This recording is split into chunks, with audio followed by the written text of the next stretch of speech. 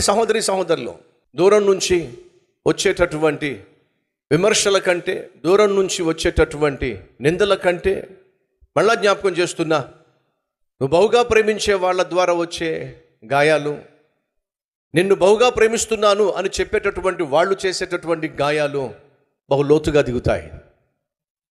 యేసు బహుగా ప్రేమించాడు 12 మంది శిష్యులలో, వారిలో ఒకడిని బహుగా నమ్మాడు. యూదా ఇస్కరియోతు మామూలు గాయం చేయలేదండి, చరిత్రలో మాసిపోని గాయాన్ని చేశాడు.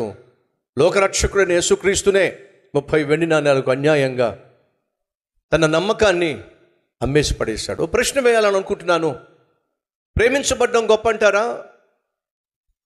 నమ్మకం పొందుకోవడం గొప్ప అంటారా? ఏది కష్టం?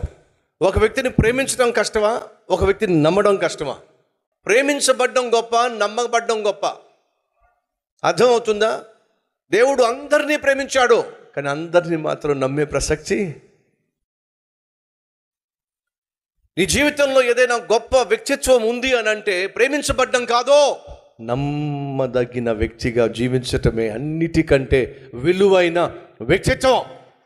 ఈ విషయాన్ని అస్సలు మర్చిపోకండి.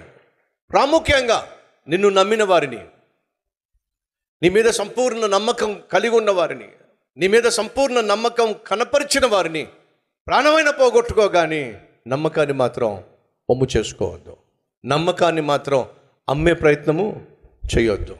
మళ్ళా చెప్తున్నా, ప్రేమించబడడం కంటే నమ్మబడము అనేది బహుశ్రేష్టమైన వ్యక్తిత్వం, బహుశ్రేష్టమైనటువంటి లక్షణం.